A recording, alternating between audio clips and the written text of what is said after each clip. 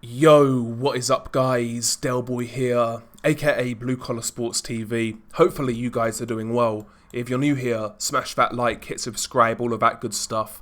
Just a quick preview, I guess, for a fight that goes down this upcoming weekend between Jack Catterall and Regis Prograis. Of course, this fight is at 140, and the winner will be in line for a big fight, more than likely a title shot. Takes place in the UK on the Zone, takes place in Manchester, to be exact, at the old MEN Arena, I believe. And, I wanted to share my brief thoughts on it. Of course, going into this fight, both guys are in different stages of their careers. Jack Catterall coming off a career-best win over Josh Taylor, avenging that controversial defeat, back in 2022. He's coming into this fight with more momentum. Prograis, on the other hand, he's coming off a really disappointing loss where he lost his WBC super lightweight title against Devin Haney back in December. In that fight, he was outboxed, he was dropped in round 3 or 4, I believe, if memory serves, and he really didn't look good. Didn't want to pull the trigger for whatever reason.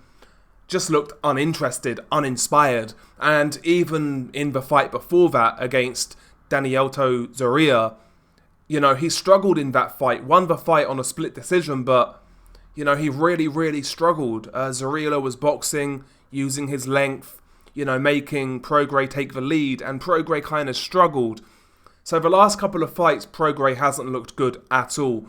The last really good performance we had from Prograis was against Jose Zepeda, when he won that WBC title back in November of 2022. So it's been a couple of years since we've seen Prograis at his best.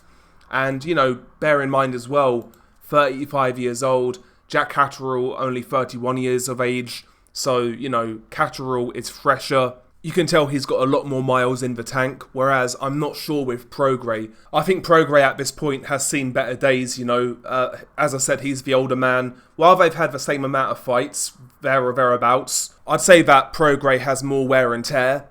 He's had some harder, physically harder fights, like the Josh Taylor fight, for example. And I don't think his style necessarily is kind when you age. And not only that, he's got kind of some unorthodox training regiments that may take it out of him as well. So, yeah, I definitely think that Prograis has seen better days. It's a shame because, back in the day I really rated Prograis, but I have seen a drop-off. And that drop-off, in my opinion, makes Jack Catterall a favourite. A prime Prograis, that'd be a very hard fight for Catterall. But Prograis now, you would imagine that Catterall should have enough. Both of these guys are southpaws, which is interesting. I actually think that favours Catterall because he's been fighting southpaws more recently, notably Josh Taylor, in his last fight. So he's certainly in more practice. He'd have back-to-back camps preparing for southpaws. When I look at this one, I kind of expect this fight to show Prograis' age. As I said, doesn't seem willing to pull the trigger these days. Doesn't really seem to be willing to let it all hang out. He certainly wasn't in his last 2 fights. And against a guy like Catterall, that could result in a very frustrating affair. Because Catterall, if you don't make him work, he's not going to work that hard himself. But Catterall, in my opinion, will have a much more active lead hand than Regis Prograis. Combine that with the fact that Catterall has a longer reach, I can see both guys kind of standing off each other, looking for openings that may not be there, or they may not be willing to take, and you'll see a battle of lead hand control, and you'll see a battle of the lead hands in general, flicking jabs, pouring jabs, range finding jabs, with not really much happening in between.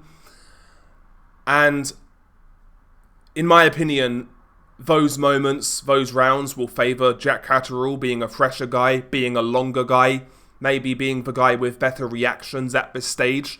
I think that favours Catterall to pick up points. I think Prograis in this fight needs to tear the script up.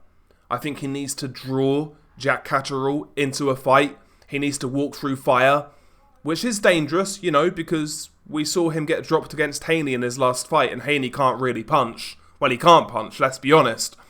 Catterall, while not a big puncher, certainly hits harder than Haney in my opinion. He hurt Taylor in both fights. He can crack a little bit when he wants to, when he sets his feet.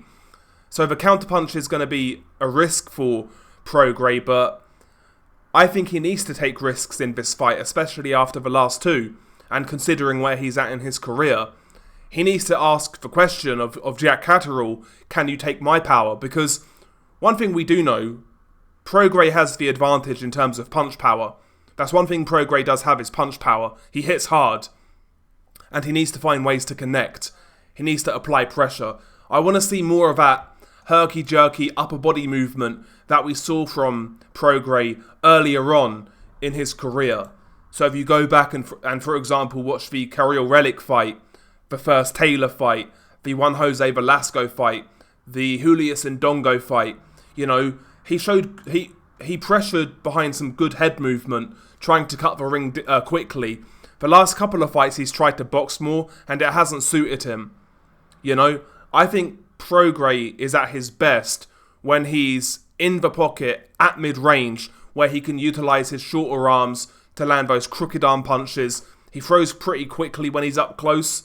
He puts his shots together quite well. He can mix it up as well. Uppercuts, hooks, etc. Overhands. He can mix it up well in on the inside and at mid-range. We saw that against Zepeda, you know. When those guys were up close with each other, when it was at mid-range, it favoured Prograis with his quicker hands. And it favoured him because he had more power than Zepeda. Well, Zepeda certainly wasn't taking the power, as well as Prograis was. So for me, Prograis needs to be the risk taker in this fight. He's 35 years old, coming off bad form. Losing this fight, he's basically done at any real level. He needs to roll the dice essentially. And again, ask the question of Jack Catterall. How good are you really? Because yeah, I mean, Catterall turned up against Taylor in both fights, won the rematch, but how good was that Taylor? I know that's very easy to say in hindsight. People are going to say I'm taking credit away from Catterall. But, you know, I don't think anybody could say that was the best Josh Taylor we've seen. Aside from Taylor, he beat Linares comfortably, but couldn't knock him out. A whole host of fighters have knocked out Linares, and that was the worst Linares we've seen. So how good is Catterall? Prograis needs to ask that question. He needs to test that chin. He needs to test that resolve. He needs to test that gas tank. Make it a hard, rough fight. Try and get to that body. Especially try to get that right hook into play, you know, as he closes the distance, as he gets to mid-range. But is Prograis going to do it? He's not shown it in the last couple of fights. Part of me wouldn't be surprised if Prograis has one last hurrah. I wouldn't be shocked if that happens. But we have to be going by on recent form. And you have to favour Catterall. I think Catterall wins a pretty boring, uninspiring boxing match, primarily with his lead hand, the odd straight left counter, the odd straight left hand. But I think it's going to be a low output affair, for the most part, maybe a couple of moments of drama. And I think Catterall's going to win on points. I certainly can't see Catterall knocking out Prograis. I don't think that'll happen. But again, maybe Prograis that far gone, that could happen, I don't know, but I think the safest bet is Jack Catterall on points. Prograis got a puncher's chance. If he comes in with the right mindset, that'll be interesting. But yeah, I've got Catterall on points. But yeah, share your thoughts below. Beanie Guy Del Boy. Peace.